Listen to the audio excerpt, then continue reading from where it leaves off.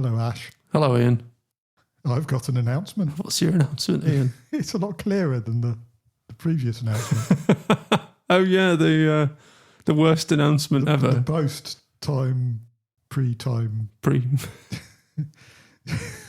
The one that we recorded before I went on holiday, but that was released afterwards. Yes. And therefore, it proved impossible to talk about anything in between in an appropriate tense. It was both my favourite and least favourite announcement ever. At the same time, in parallel.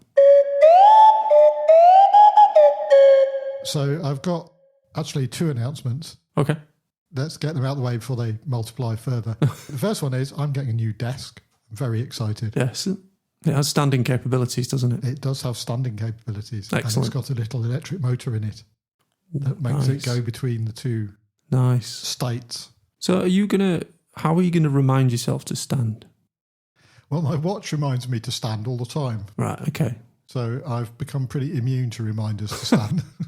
Like all monitoring, eventually you become monitoring and alerting. Eventually you become immune to it. Yes, exactly. It's just that thing's going off again. Oh, don't worry about it. Oh, I just do that and it goes away, so I don't have to do anything else. Yeah. So I used to work in an office in the St John's Centre in Leeds, where the fire alarm would go off maybe 5 or 6 times a day sometimes, because it was like in a shopping centre, especially in the school holidays, because the kids would just set the fire alarms off all the time.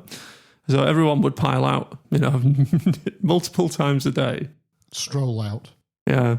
After about 10 minutes of trying to ignore it. With no urgency. Yeah, exactly. So, there was a very impactful lesson in the quality of alerting there. Yes, potentially. Yeah. So I will remember to I think what I'm going to do is I'm going to start off by standing. Right. So I'll start the afternoon and the morning by standing. Mm-hmm. And then, this is a very loose idea at the moment, but I'll see what works. But my plan is start off the morning by standing, and then when I really, really need to sit down, I'll sit down, and then I'll start off the afternoon in the same way. Yeah. Okay. And hopefully that will alternate it a bit, because at my advanced age that I'm now rapidly, actually I can't say approaching. It's kind of it's arrived. That's already happened. I'm almost forced to say late 50s. But I think I can get away with mid-50s for another year. But in my 50s, I've realised that if I don't do something, I'm just going to slowly descend into aches and pains. And a good thing to do, I think, is to not sit all day. Yeah, agreed. It is a bit of there's like a sitting pandemic, isn't there, across a lot of the world, where a lot of people spend too much time seated. They do. So who knows, maybe it'll just be in seated position all the time along with me. But I'm hoping that I will at least, I don't expect I'm going to try and stand up all day, because that's just nuts. I don't think I'll manage that at all. But, more. I think you should write a bot. A Mac OS app, which will remind you to stand up. I've got this great app called Dew. Have I told you about Dew? No. So it's like a reminders app. But it's got this amazing quality that you can configure where it just reminds you every 2 minutes or something until you do it. So it's like the cure for what did I come in here for? Because it reminds you to do a thing, and then you get distracted, and then a minute later or whatever it reminds you again. And it just keeps relentlessly reminding you until you say you've done it. And of course you can say you've done it even if you haven't. Yeah. But you know in your heart of hearts that the reason why you've subjected yourself to this tirade of reminders is so that you actually do the thing that you want to do. Yeah. Rather than getting distracted on the way up or down the stairs by something else. Exactly. Yeah. And Dew is very, very good for that. Repeating every week, take the bins out, every minute until you take the bins out. It's very effective. So I've got Dew for macOS and Dew for iOS. Okay. And I will duly use it. Potentially as a bot to remind me. Cool. I suppose you don't have to write your own all the time, do you? You don't have to write your own all the time, no. I did see an app that basically on the Mac fills up your whole screen with calendar reminders. So when you get a calendar reminder, basically there's no subtly ignoring it. It basically prevents you from doing any other work until you acknowledge it. Oh, right, okay. I sometimes think that would be useful as well, but I refuse to have any more calendar tools. So you can't just leave it in the corner and just slide your eyes to somewhere else and then... Horrifiedly notice it 20 minutes into the meeting that you're meant to be at. Yes, exactly that. Yeah, so a bit rambly, but I think we did all right. That was my announcement is I'm getting a sitting and standing desk. New desk, new Ian. New Ian, yes. You said you had 2 announcements. I did. I'm going to a music festival tomorrow. Oh, it's nice. like a holiday, only shorter. And it's Cropredy Festival in Oxfordshire, which is a Fairport Conventions Festival. Right. It just always sounds like the Chiropody Festival. It might if you said it not very well, which is why I always say it as distinctly as possible. Yeah, sure. But Cropredy, which is the name of the village where it is. I don't know if there's a chiropodist in the village. Oh, they're all chiropodists. Maybe they. Best feet in Western Europe. Yes, or at least in North Oxfordshire. So what kind of festival is it? What kind of music? Well, Fairport Convention are a sort of folk rock band. Yeah. And there are plenty of folk things there. But there's Rick Wakeman is going to play there, who some of us may remember from the olden days. And actually, Trevor Horn was going to play as well, but he's unfortunately ill, so he's been replaced by the distinguished Richard Thompson. All right. So it's going to be should be pretty good. And I'm taking George and Tom, my 2 sons. Cool. And I've got an inflatable tent, so all ready to go. Do you just have to pull a cord and it inflates? That would be awesome. But no. You have to pump a little pump in various different locations up and down the tent. Yeah. But then instead of fighting with poles, I mean tent poles rather than Polish people. Yeah. I don't fight with anybody really. You just use this pump, and it's about halfway down the tent when you've been inflating it, it suddenly springs up, and then you have to make sure you've secured it properly, or else that's the time when the wind will blow it away for you. It's very exciting. It'll be like, Dad, the tent's blowing away. Can you go and get it? Yes, it will be like that. That is exactly what it will be like. Well, that sounds excellent. Have you been before? I have been before a lot in the 1990s. I went pretty much every year in the 1990s. And then life happened. And so it's quite nice to sort of go again. I went in 2022 as well with George. Yeah. And now we're going again. So it should be fun. Looking forward to it. Nice. Yeah, because I was reading a review of the WOMAD Festival. Oh, yes. Which is a very sort of diverse set of musical tastes. Oh, yeah, really. And it sounded amazing. Yeah, I think it is. I actually loved going to this festival when I went to it. And there's something great about that kind of event, because it's generally quite a happy thing. So yes, I'm all go at the moment, and maybe a bit of comeback. Excellent. Well, aren't we on fire for coherent announcement? I'm sure we could come up with an incoherent announcement. Well, yeah, I was going to say it's not a trend that's going to last, really, is it? No. Cool. Are you prepared for things? Kind of.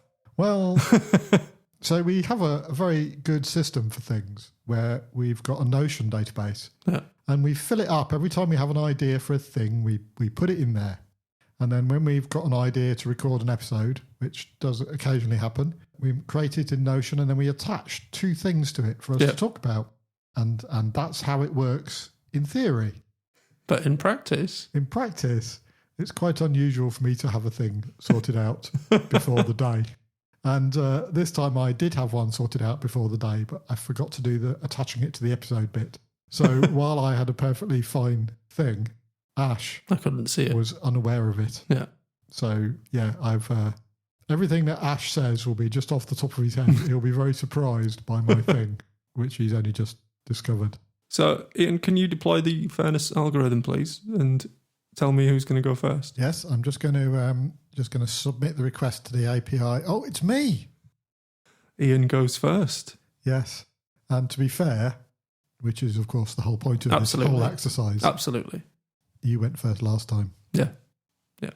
So I'm glad to see that we've disbanded the thoughts of having a weighted fairness algorithm, because then it becomes unfair. I see that you're summarising the meeting in a way that is perhaps not entirely and fully accepting of all the views expressed therein. Yes, exactly. This is not a democracy. Lots of people say that. Kind of is. Lots of people say that to me about their jobs. It's like, about their workplaces. This place isn't a democracy. And it's like, well, it kind of is, really, isn't it? Yes. Because, people will vote to either stay or not stay. Yeah, but it's a fairly dramatic vote. It's not just a cross on a bit of paper. Yeah, exactly. There's a whole lot more paperwork involved. Yeah. So there you go. News, everyone. It is a democracy. And what a lot of things is more like a separation of powers. Because Ash does the big listen and says, get rid of that bit and keep that bit. And then I do the actual editing where I either ignore or either do what he says or not. Or do something completely different. Yes. Which I think works quite well, doesn't it? But the main thing is trust. Trust, yes. Yes, absolutely. Not Liz Trust. No, definitely not. Sorry. She doesn't exist. And this I'm just giving you something to say when you're doing your big listen, like delete Liz Trust. Delete Liz Trust bit. Keep Liz Trust bit. So, Ian, please may you introduce your thing. So, I suspect that the main emphasis of this thing is just going to be us being horrified together about it and then moving on. But, maybe... Well, maybe I could, play it completely agreeing with it and see where we go. I think you could try and do that, Ash, but I think... do you think I'll be able to maintain it? It would strain either our credulity or your ability to say things that you completely disagree with. The title I gave it was Employee Monitoring Software. And this happened because somehow I found an article in PC World called The Best Employee Monitoring Software for 2024.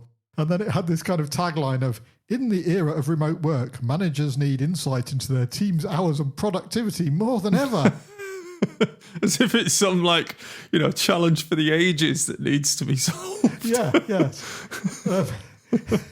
And what that seems to mean is that you have software installed on your computer that tells your manager some things about your activities on said computer. Yeah. And then your manager gets graphs ranking employees by who was the most productive according to whatever metric of your mouse moving around keystrokes has been selected.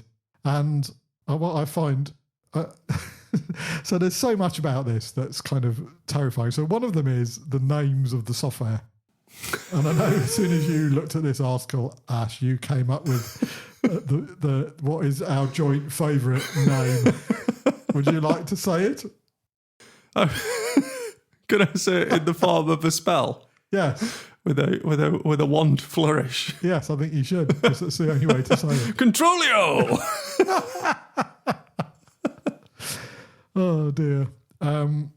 There's some other gems in the naming. So what's good about Controlio? Let's take Controlio as an example. Best for small and medium businesses seeking a cloud-based monitoring and productivity solution. So you don't want to host it yourself? That's fine. I don't think we should be doing it. I think it's nuts. I think it's just nuts. Yeah. So I think management and managers have obviously they've gone through a fairly rough transition, right?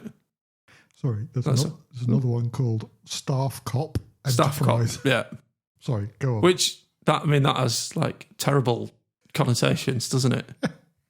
So Controlio sounds like a spell from Harry Potter where you want to make people do your evil bidding. And Staff Cop suggests that your staff need to be policed at all times because they're always doing something wrong. They're always stealing a living from you, which is a phrase that I've heard from various company executives and bosses in my time. Yes. So the two things that you always hear is you should be grateful to have a job here and our employees are always trying to steal a living from us.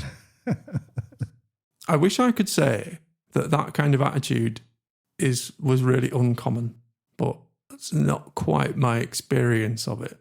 The more I scroll down this, it just gets it's just worse and worse. I mean, steal.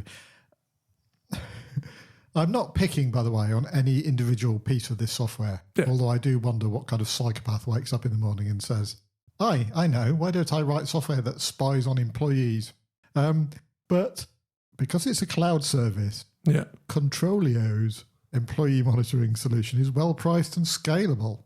It's capable with the ability to track every aspect of an employee's activity with an eye towards productivity and potential threats. And the pros are incisive employee monitoring focused on productivity, tracks productive and distracting activities.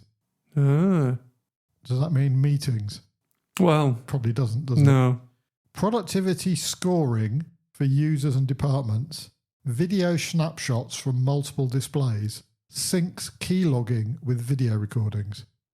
That sounds... How much do you have to not trust your employees before you deploy this to them? Yeah.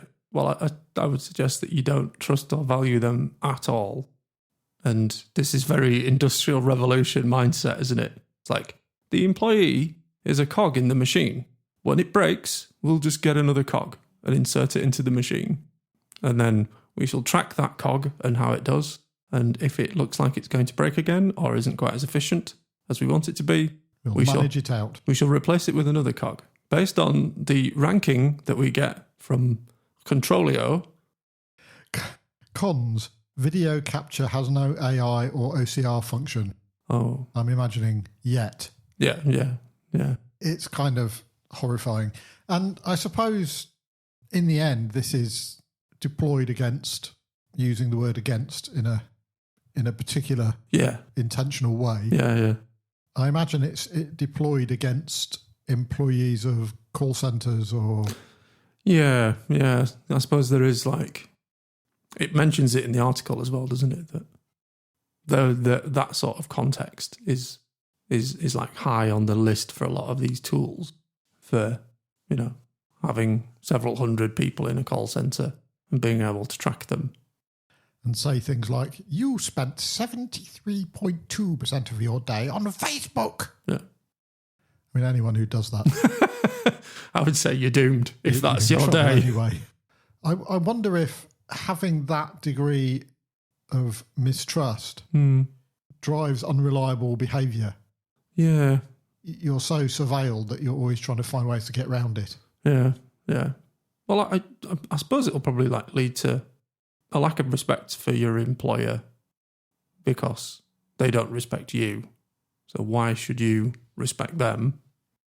Culture of fear, probably, where you might just do the tasks that make you look productive rather than the things that make you actually productive.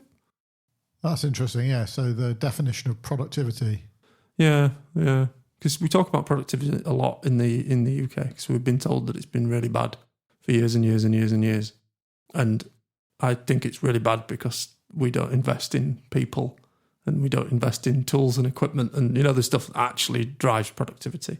We generally invest in shareholder dividends, which don't drive productivity. Is there a place for this, Ash? Is this ever okay? Is it ever... Or maybe it's not okay. Maybe it's about, is it ever really required? I imagine there are probably contexts. It's difficult because, I mean, if you're a company and you have your business is outsourced call centres or something like that, then maybe there's plenty of evidence that using this type of software improves the experience of your customers. It just, I feel very viscerally horrified by it. Yeah. But I'm trying to give it a bit of a break. Yeah. I don't know. I've never worked in a call centre or that kind of environment. I've never worked with anywhere that I'm aware of that has actively surveilled my work. But whether or not, well, like I say, to my knowledge, so I'm not certain. I surveil my work to an extent. So I do time tracking, for example. So I have timers that I switch on and off that log how much time I've put into different things. Yeah. And that's for me. And I suppose I work for myself. So Yeah. That's for craft scale, if you like. It helps me to know where my time is going, and also it helps me to bill accurately. Yeah, especially if you have multiple contexts that you need to switch between, then yes, I guess that'll probably be like really useful, won't it? But there are loads of places that I've worked where I've had to fill in a timesheet, but they are some of the most abused systems that you will see, because it's either just like not valued by either employer or employee, your timesheet, because it's just like, this is just a means, this is something that we have to do. Yeah. Someone somewhere has said that we must do this to measure, in a very vague sense, capital expenditure or operational expenditure, for example. So it's not very, it's never deployed for the employee's benefit to actively see where they're putting their time. It's more of a generic organisational thing. Yeah, I mean, sometimes it's accounting. So if you're doing software development, often that's seen as R&D, for which there's a tax benefit. Yeah. Although, interestingly, I read a thing recently about how abused that is. But yes, I have written an questions. API that returns JSON over HTTP. Surely that's research and development. Yes. Well, I mean, all it says is Ian goes first. But nobody needs to know that the calculation itself is quite small. There's lots of infrastructure. So I guess there might be, say if you're working with personally sensitive data, I don't know, like a hospital records department, or you're working in a traffic control centre where obviously mistakes or missteps or people not paying attention might have quite high consequences. So maybe in those contexts, but I feel like I'm being generous. But that's to help the people do their job better. Yeah. That want to do their job better. Yeah. This is to stop people deliberately underperforming. Or is it? I don't know. Do you think this is going to detect all the quiet quitters out there who are, well, you can argue that they're not underperforming anyway, because they're just literally doing what their job description says. Well, another thing I discovered while I was looking into this was there's a category of product called a mouse jiggler. No.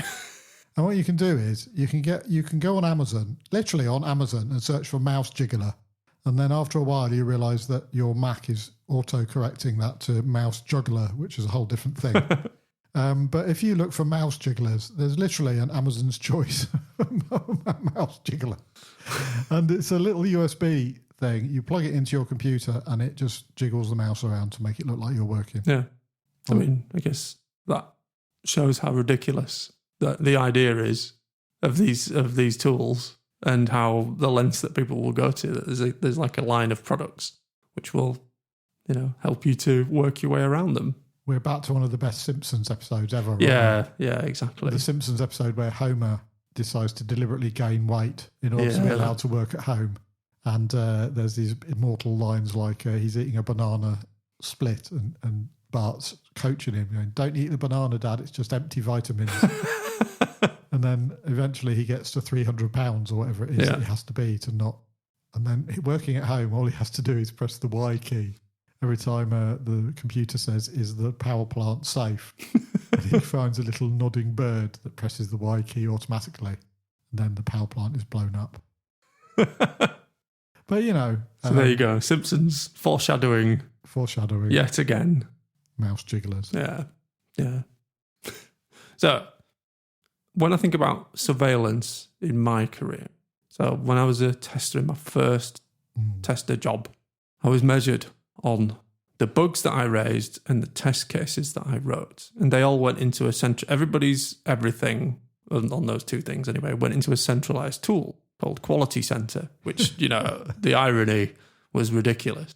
But... Oh, blimey, I remember Quality Center. Yeah. It was HP. It was HP. Mm-hmm. Bloody hell. Yeah. Quality Center. I'd forgotten that. I don't miss it. Go on. So it all went into this centralized tool. And then you could then generate a report to say who's raised the most bugs, who's written the most test cases. And then, you would literally we would literally go through this report, and whoever raised the most bugs and wrote the most test cases would get like a pat on the back. Did that lead to a lot of pointless bug reports and test cases? Yeah, absolutely. So it'd be like, so say if like one thing, if there was a bug and people would raise it against every test environment. But honestly, this is the sort of thing that went on. And then also in Quality Center, you could parameterize your tests. So you could say in a step, you could have like a little dollar curly brackets, this word. And then you could then run it multiple times. But that didn't get you to the top of the charts now, though, did it? If you parameterized your tests. So you just used to copy each test and then change the thing that needed to be changed. And then you could get to the top of the charts. Yeah.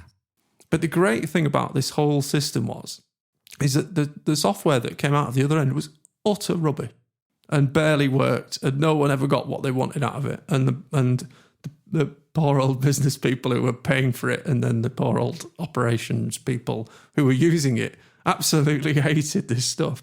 Because no one was incentivized to make good software. No. They were just incentivized to make bug reports and test cases. Pretty much. And so all this surveillance and all this competition and all and everything that came through it just ended up being gamed. And then the actual outcomes for the software were pretty much ignored. Yeah. Can't really measure that very well. So let's just measure input. Yeah, pretty much. So that is kind of like my experience of surveillance. I will add that I was like a willing participant in this.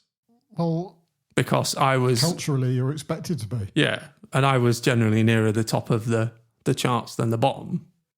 You came up with that wheeze about the parameterized test. Yeah, absolutely. And raising the bug in every environment. Yeah. We had 5 environments.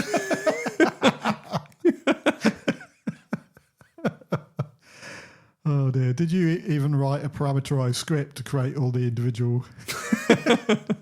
No, there was absolutely no automation. That would be... Everything was done manually. You don't want people cheating. All the repetition. More efficient by... Yeah, exactly. That is not the name of the game. The name of the game was to reach the top of the chart. Yes. Not to be productive. But which is probably like the point, isn't it, of all this? But yeah, you see, the thing is, though, that even that, terrible though it was in terms of its ability to deliver good outcomes for the money that was being invested, even that was a positive thing. It wasn't it was do this thing and we'll reward you. Yeah. Rather than we're going to spy on you. Yeah. And judge you if you spend too long talking to this person. Yeah. Well, you're helping them a bit more. But any metrics based on observing the computer that you're working on, it's going to be hard for them to... Well, yeah, because they're going to be quite shallow, aren't they? So it's just like keystrokes, mouse movements. If it has OCR, possibly that, you've got this application open, that type of thing. So they're all quite sort of shallow, aren't they? So easily gamed, basically. Mouse jigglers have Microsoft Teams or whatever it is open and focused on the screen for the majority of the time, and you'd probably be okay. Yeah.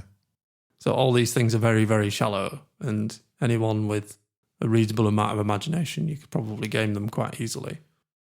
I want there to be a world where we trust people and people do the right thing. Yeah.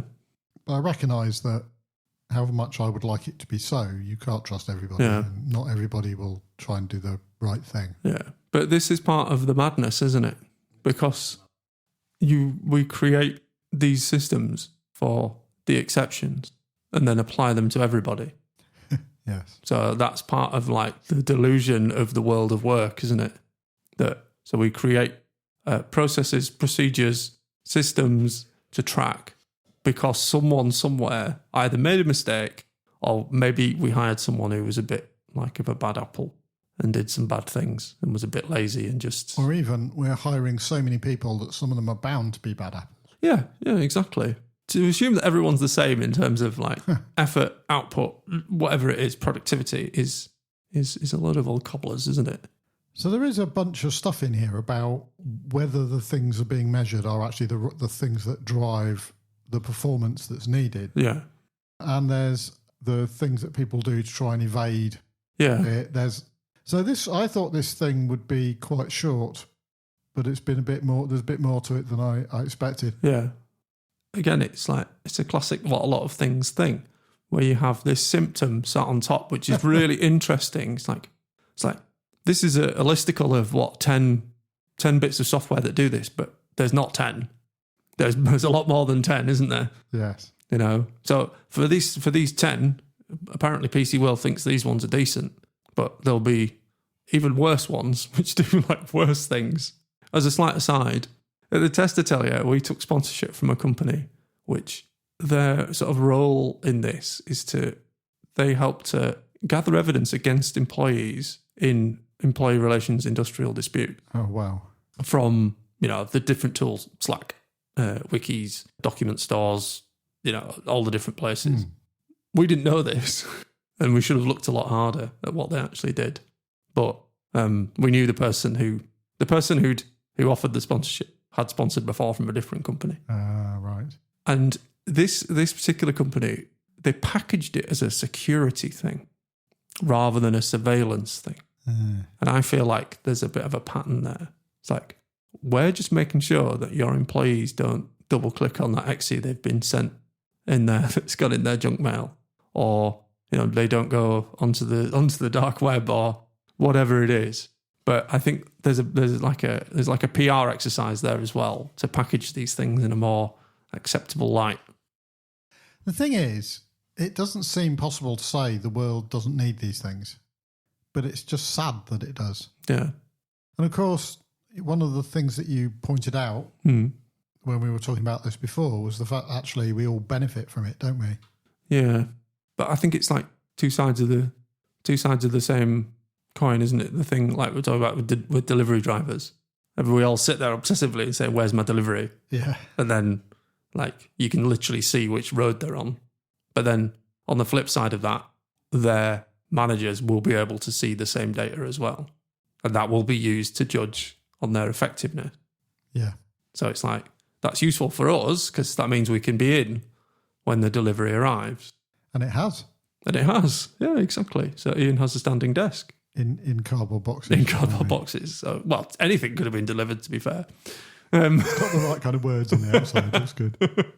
But, so it's like the flip side of that is that same data will be used for the purposes that we're talking about here, to surveil them and to say, well, you need to make 50 drops a day and, you came back with 5. That's not good enough, or whatever it is. Yeah. So, and then the same goes for food delivery apps and ride sharing, taxi stuff. It's basically like surveillance. They're all surveillance applications, aren't they? Yeah. As well as consumer ones. Well, Uber famously had God mode. Oh, yeah, of course. Which is like the ultimate surveillance tool. Because that wasn't just drivers, that was passengers as well. Yeah, exactly. So, oh, she's attractive. I wonder where she's going. Yeah. So the more widespread use of tooling like that has serious implications, because for every employee that might be cheating the system a bit, having an extra half an hour on their lunch because they just turn the mouse jiggler on and then, go for a bit of an extra run or an extra I'll sit outside in the sunshine for an extra half an hour, then there's someone possibly using it for nefarious purposes as well. So these companies bring these things into existence that can be used in both ways. Yes. So I feel like a lot of companies who bring these types of systems into existence, they fail the moral and ethical test for themselves as to what products you build and for what reasons. Yes. Yeah. They don't even, I don't know if they even ask that question, which is, to me, that's the really sad thing. It's like, should I be building this? How far does this go? Because certain organisations will always ask for it to go a little bit further as well, won't they? Yeah, and when you've got an objective like, I don't know, prevent employees from slacking or something, then you tend to, then everyone in that team or that has that objective is focused on optimizing for that. Yeah. And then there's often not so much stepping back and saying what's right and wrong here. It's just like, we're going to optimize the the thing. Yeah. And make it very effective. Yeah. Yeah, absolutely. So in the end, I don't know. I'm sad that these things exist. I'm sad that I suspect they need to exist, at least at some level. And I wish there was some way of it being clear, when that's overkill, which I suspect is a lot of the time. Yeah, yeah. And you can imagine the sales. Oh, just... Yeah. Well, I was just walking through your call centre on the way here and I saw 13 people doing some thing which is not economically directly connected to something. Yeah. It's you've got like the madness of like the stop.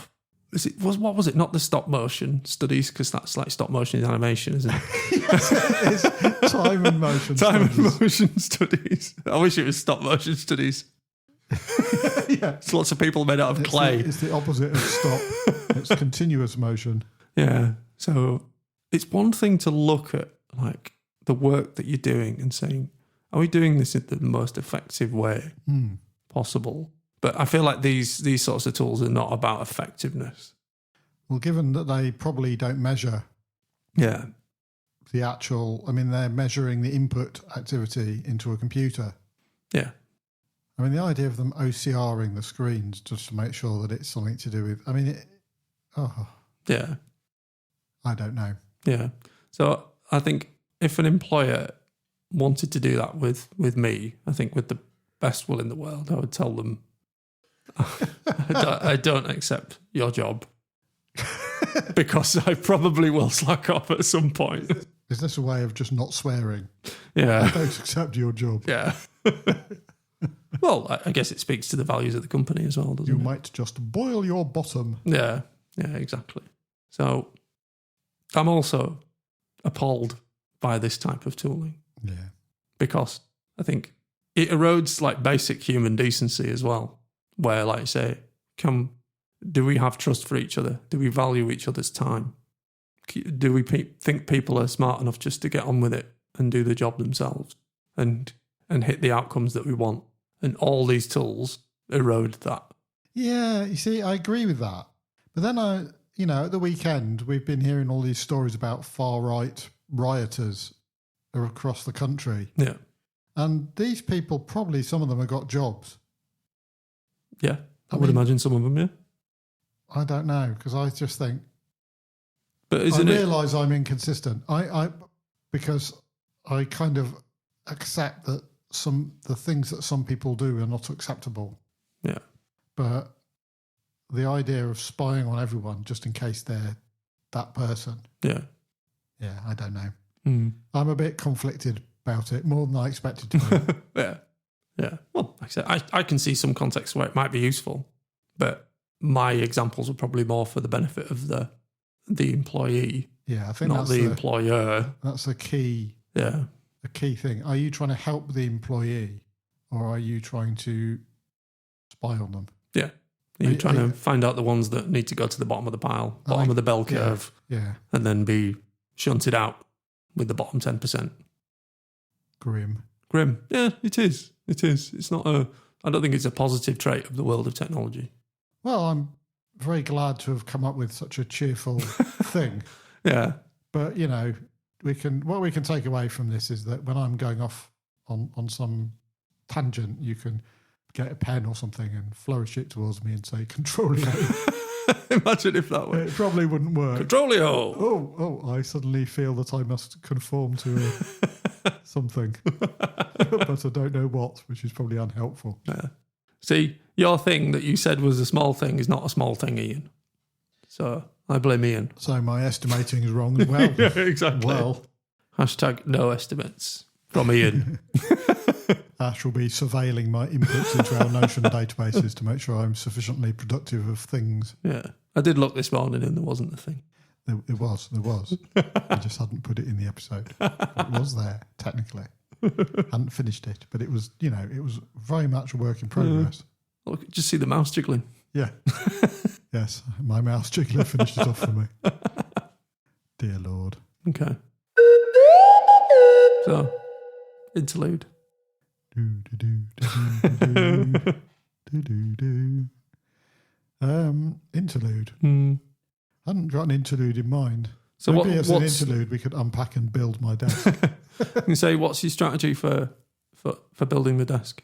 I guess unpack enough things so that instructions are revealed. So you go with the instructions, I see. I did. What did I do the other day where I said I don't need to look at the instructions for this? And then what was it? And Paula was mocking me the entire way along as I was... I can't remember.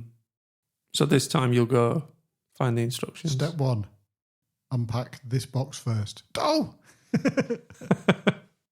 Don't unpack the box with these instructions in it. See, I'm quite... I'm very particular about these things. Particular. So read the instructions, unpack the boxes, put them into piles of the same type.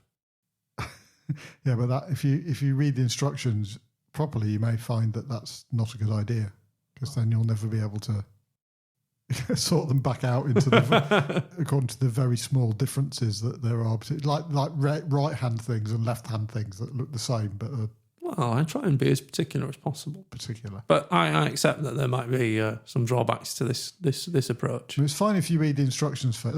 That is the thing. Reading the instructions all the way through, yeah, and then knowing that you're going to have to do X and Y, yeah, after you've done A and B, and therefore do A and B in such a way as to make them easier. Yeah. So we have a cat tower which has sisal rope around it for claw sharpening. Oh. And I bought some sisal rope and refilled the tower, but then had to put it back together. But we don't have the instructions anymore. It's years old. Oh yeah. So, but only from my memory of what the tower looked like.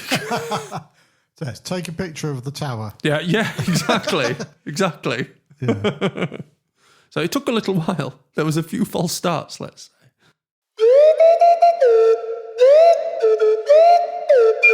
So, what's your thing then? Tell us your thing. So my thing is the Cynefin framework, which I do feel is enhanced by the use of a slightly satanic voice.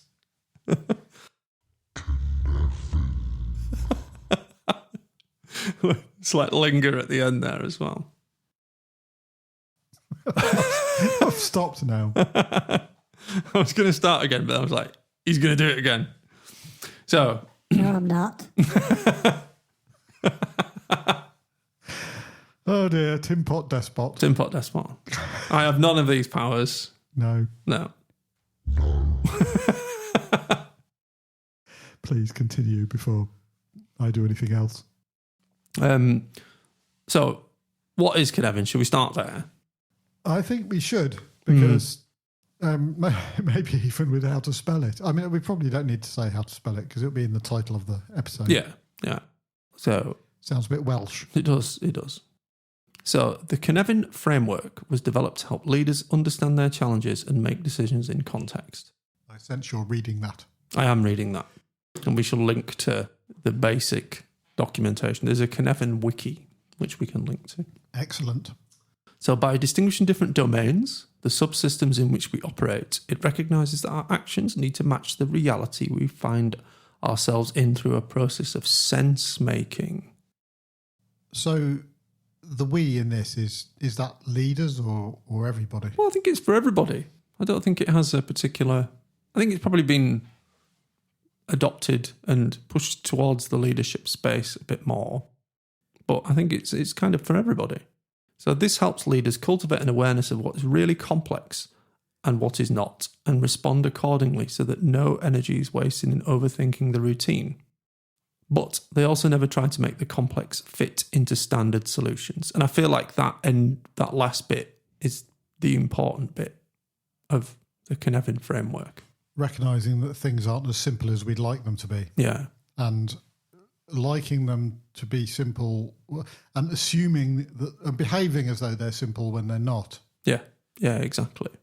Always leads to difficulties. Yeah. So I think examples are good here of the different domains that they talk about. So you have one domain called clear. So it's like the checklist of items that are not allowed in your hand luggage when boarding a plane. Some nuance, but relatively clear. They say, here's all the things that you're not allowed to bring onto a plane. And then you've got complicated, which is the engineering process of building a bridge.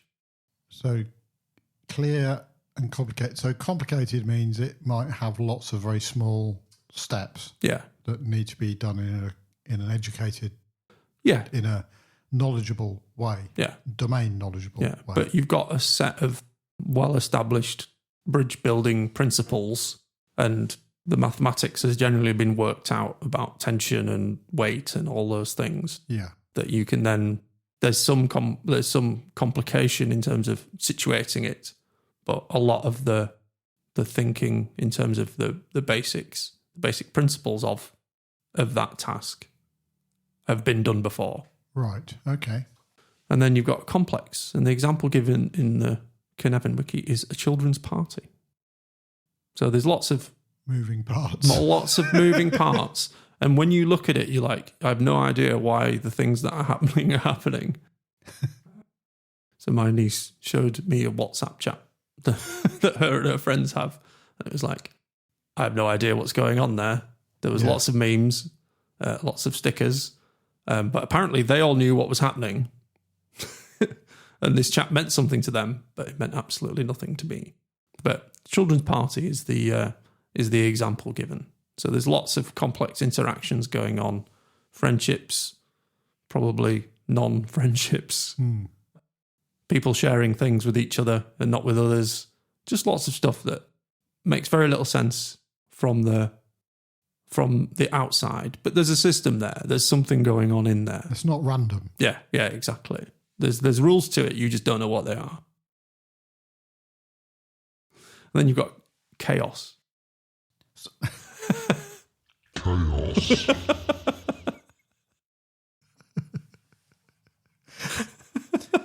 All podcasts need special effects or voices.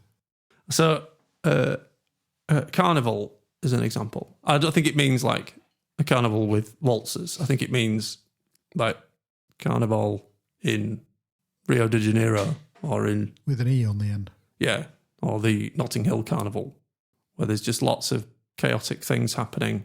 But is that... I mean, sorry, maybe I'm being pedantic, but... Well, these are the examples they give. Yeah. I mean, I guess chaos... But it's still not entirely random, is it? Because people with intents to do things, doing them, and I suppose it's being like modified by other people's intents that make them flip. Yeah, so I suppose it's like, say, the carnival with the E on the end is probably the better example. So it's just like there's a day in the calendar, and people just start doing carnival. Then yes, and then they stop at the end. Yeah, in like a million different ways. What did you do? Well, carnival, obviously. Yeah, exactly. It's like, well, I dressed up as a skeleton and danced around. Why'd you do that? Carnival. So it's like, absolutely no idea. So it's like, maybe not the carnivals which are like processions. No. Or in fixed places. It's just like, the city is now in carnival. And what does that mean? Entering carnival. Yeah, exactly. Oh, sorry, hang on. Entering carnival mode.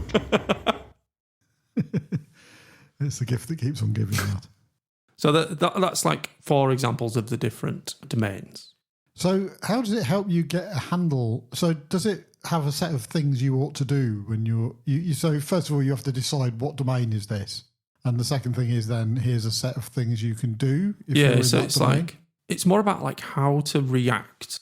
Oh, there's also the disorder confused domain, which is like in the center of the model. So you use that when you're not sure about if it applies to the other 4 domains. So you don't know which domain you're in, so you say I'm confused.com at the moment. Yeah. Because in theory, it's like, well, if you go and intervene, you're probably going to do it wrong, aren't you? If it's in the disorder domain. This was invented from IBM, wasn't it? It's a chap called Dave Snowden. Yeah, Dave Snowden, yeah. I think I met him once when we were both at the same time at IBM. Oh, right, okay. Sorry, I'm just suddenly making It's okay. a connection in my brain. I sort of knew about this. Yeah. Yeah. So Evidently not very much from the questions I'm asking. So it's important to say what it's not as well. So it is a framework and not a model. Ooh. It distinguishes itself by saying it doesn't try and predict the structure or function of anything, because it's more for making sense of things rather than categorizing things. That's interesting. So how can we distinguish between a framework and a model? So a model is a simplified version of something in the real world. Is that what a model is? yeah. And then So a map is a model of a landscape. Yeah. But then when you actually see the landscape, you're like, holy crap, that's higher than I thought. It's more complicated. Yeah. It's like, I need to make sense of this. I don't have a rope, therefore I'm not going to try and climb that. So what's a framework in that context? Or does that analogy even work? What's a framework? I guess in Because this... we say these things, don't we, all the time, models and frameworks and stuff. And actually, it's quite interesting sometimes to take these things and go back to, okay, so how do we know it's that? Why is it? What does that actually mean? I don't know. He said, Googling quickly. Yeah. An essential supporting structure of a building, vehicle or object.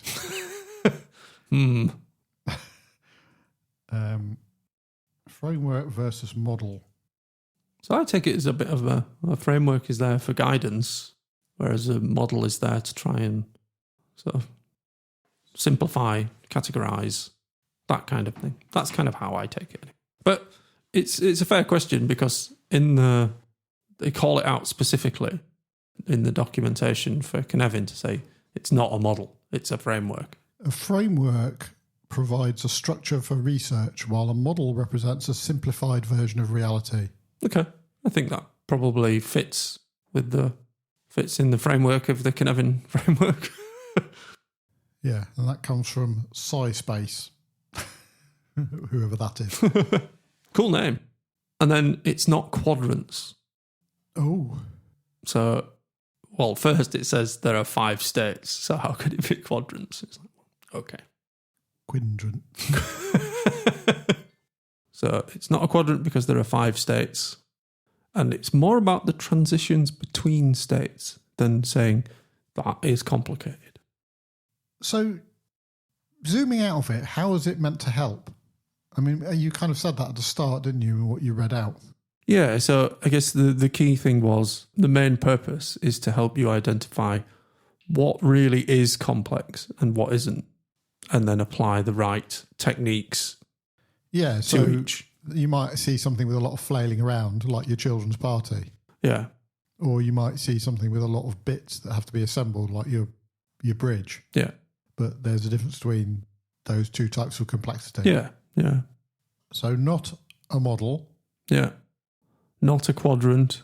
And it's more about the transitions between the quadrants than it is about saying it's definitely in that quadrant. So is it, even though it's not a quadrant, but yeah. Is the idea, for example, you've got something that's chaos, and to improve it, you could make it complex. Yes. And then to improve that, you could make it complicated. Yeah. See, I can see chaos to complex, where you've removed some of the randomness, I suppose. Yeah. So what I'm trying to get my head around is, when I've got a problem, how do I know that is the thing I need to do to solve it? I'm going to say it again. What without the silly sound effects. What I'm trying to get my head around is, when I'm in a particular situation, how do I identify, actually, Cynefin would help me here? Yeah. So if something appears complex, so it's hard to determine like the right answer like up front for like what to do. So you need to use like emergent practices. So it says so basically that's when it kind of goes on to the next stage of the framework. We're saying, well, what should I do? So each domain within the framework suggests a different type of response. So if it's simple, it's like sense, categorize, and then respond. So it's like, I guess, sense is like find out what's going on, put it in a particular category because it's simpler. It's a checklist or whatever it is. and then you can start to use it. Whereas if it's in the complex domain, so the method is probe, sense, and respond. So you wouldn't necessarily like act, if you like. You'd probably just go and find out a bit more about what's going on, send in a probe. Send in, to the kids' party, you might go and, I don't know, ask a couple of questions or go and sit down in the middle of it. Sit down in the middle and try and find out what's going on and try and detect what's going on. And then you can start to respond and get involved with the system. But in the chaotic domain, it says the action is to act, sense, and respond. Because it's chaotic, you can't. If you send in a probe, you won't get any like decent information from it. So you need to go in and try and sort of change and act within that domain. So you classify the situation that you're trying to deal with into to discover which of the four areas it belongs in. See, this is where I think like. Am I trying to make it into a model or something? Doing this? But I think that's quite natural though, because I think that's the way that when I have used it in the past, I've kind of said, well, what is this? And tried to put it in a box, which is not how you're supposed to use it apparently, but my brain wants to use it that way, and then say, right, well, okay, so I think this is complex, so I need to probe, sense, and respond. So then if it was complex and it was just like I needed to use emergent practices in order to understand what was going on, I'd probably go and, find out some more information about whatever was happening before sensing what was going on and then being able to respond to the situation. So I suppose you always start in the middle. You always start in the confusion. Yeah, I think so. And then effectively you're trying to get to the point where you know which one of the four things it is. Yeah. Then when you've gone from confusion to this is complex, then you can start your probing and... So, probe, sense and respond. And it gives you then a methodology to deal with. Yeah. And then you can start making decisions about whatever's going on that you think is in the complex domain. Because then you might want to transition that from the complex to the complicated domain.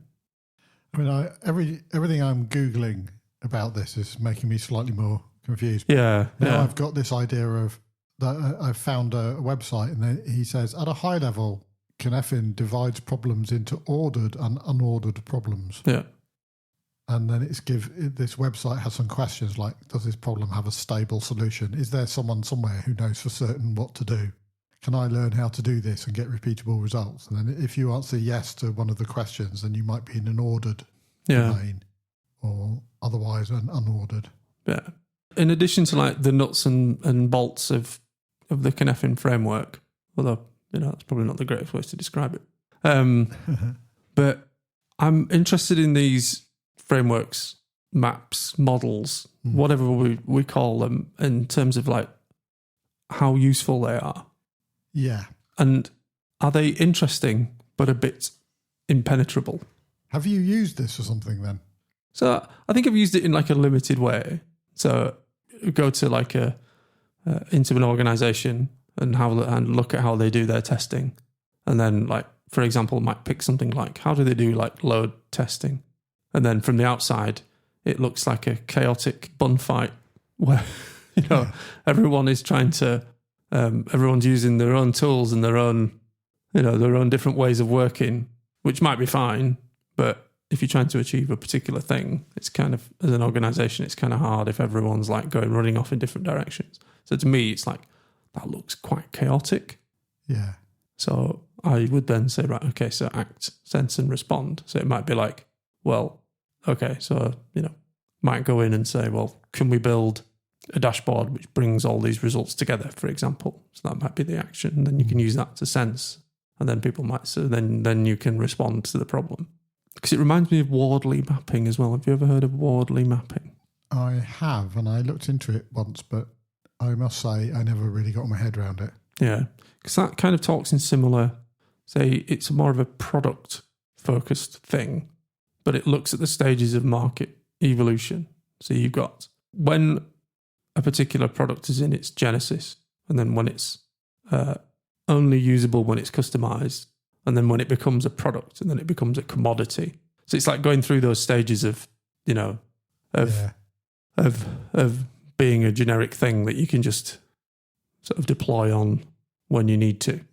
Because like if it's a commodity, you just buy it in.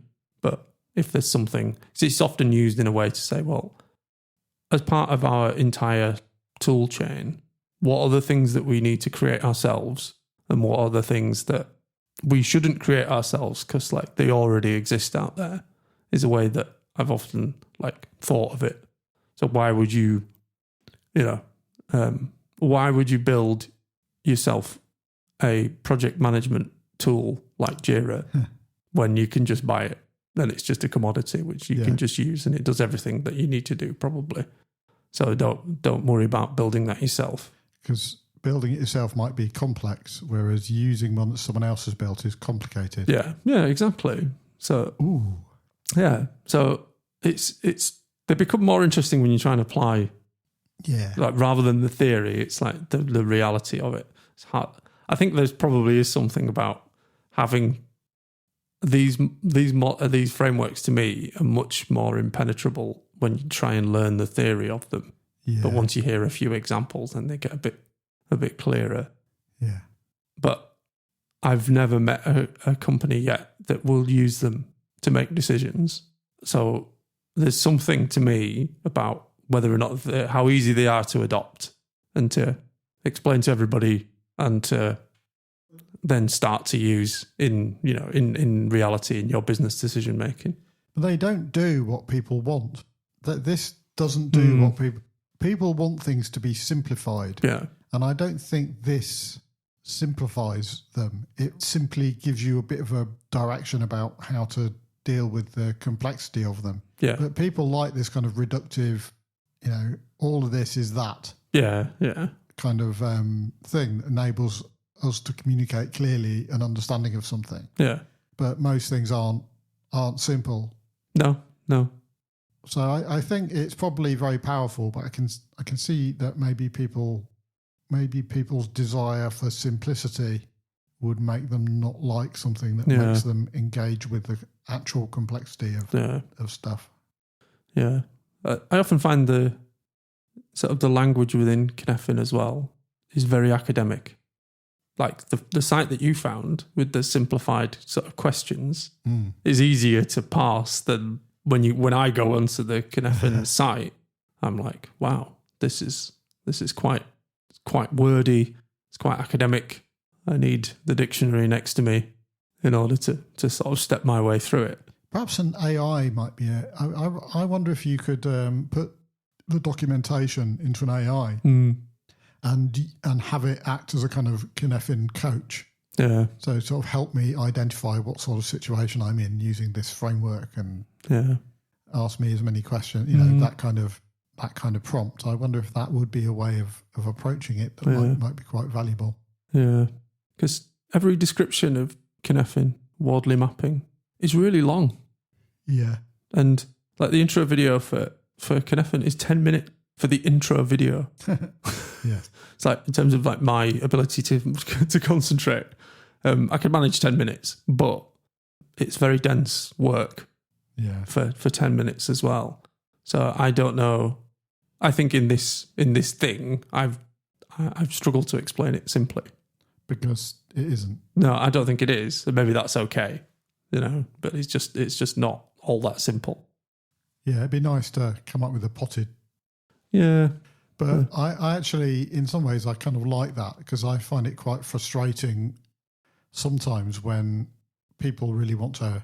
Yeah, they want they want it to be oversimplified. Yeah. Because obviously you lose a lot of detail when you oversimplify. Yeah. And maybe that would be a problem to do that for something like the Cynefin framework. Because if you oversimplify it, then you might end up with people saying, well, it's in that quadrant of non-quadrants and I'll do the act, sense, respond thing and I'll just do it in a rote manner, because I just want it to be nice and easy and stuff I can repeat. Yeah. But the idea is that this isn't for those situations. Yeah, it's for the things that are genuinely like require a bit more subtlety and sense making is the phrase that's used of what's going on.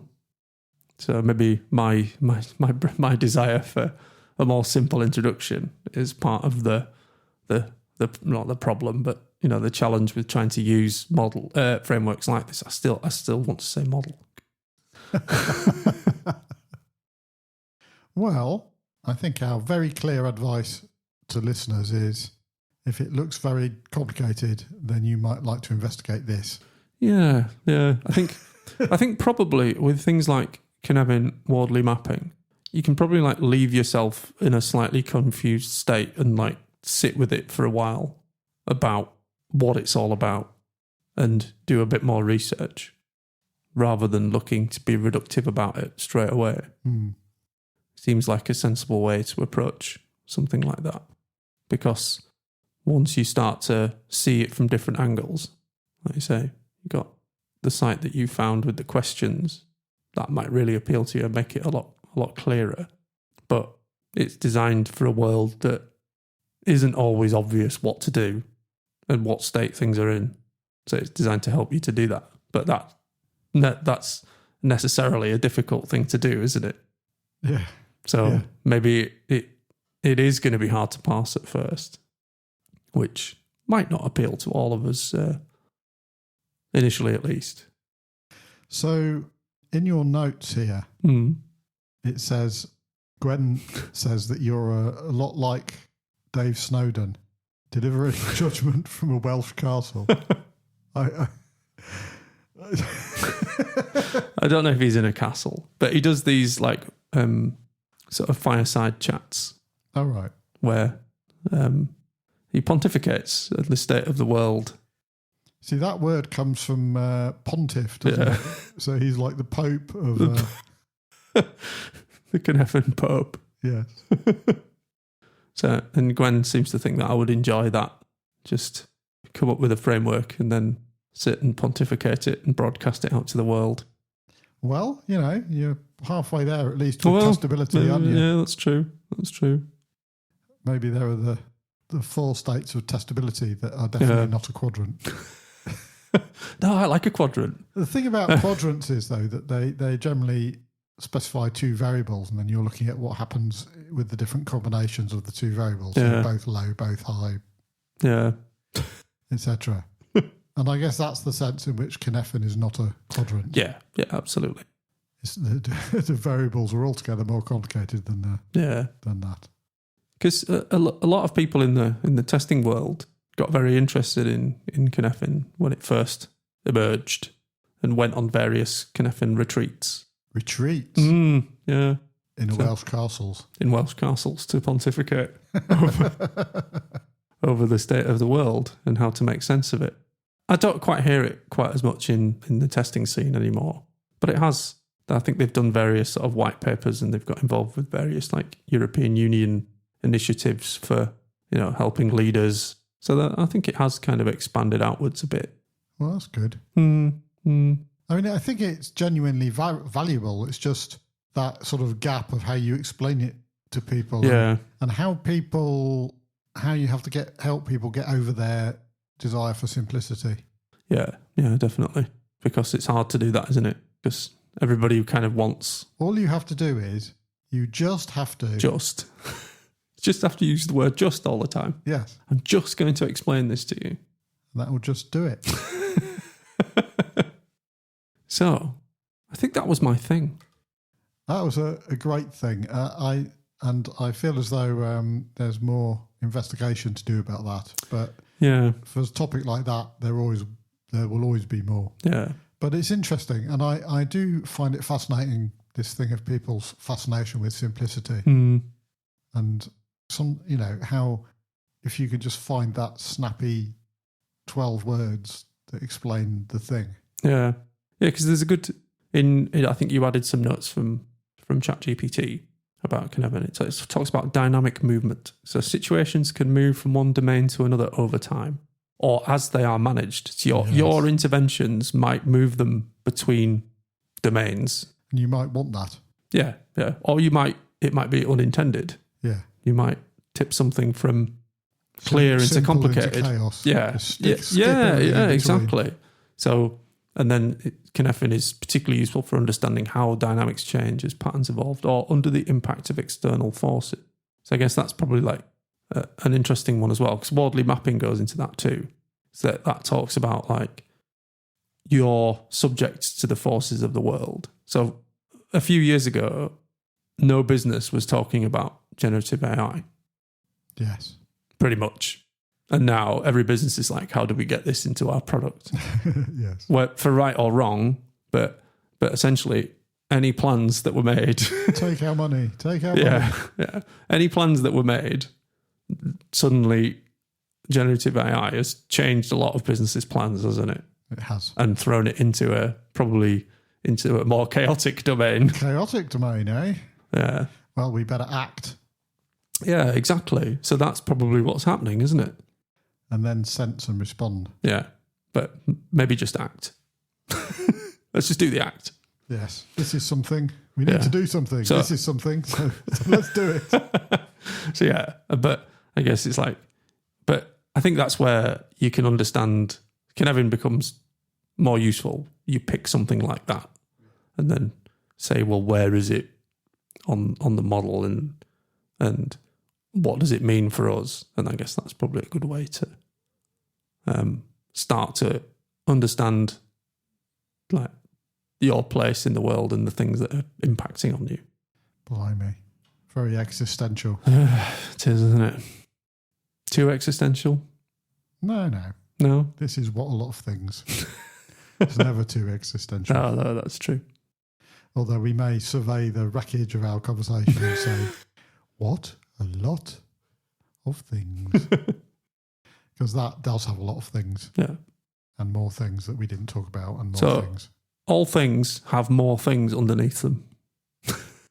Was it Spike Milligan? Big fleas have little fleas upon their backs to bite them, and little fleas have lesser fleas, and so ad infinitum. Yeah. There you go, you see. Blimey, it's funny the things your brain fishes out from the deep past. There was a second verse about, and greater fleas have bigger ones, and Oh, right, okay. goes in the other direction as well. I can't remember it. Well, Maybe next time. yeah. Wow. Existential things. So you're always testing me about this, Ash. I'm going to get it in first.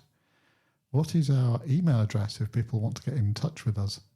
So it's technologyeos@whatalotofthings.com. That's true. You got it right. First time. First time. So get in touch with us. Please do. Tell us what you think of our oversimplification of Cynefin. Or maybe our special sound effects. Yeah. When we say... Shame, when I turn it off, the reverb of it cuts off. Sounds a bit weird. But if I leave it on, you hear faint echoing laughter filter through it. Okay. Well, thank you for listening to What a Lot of Things. And we'll be back at some point. Not to be determined. Because who wants deadlines? The damned. That's who want them. You needed to press the button and say, the damned. The damned.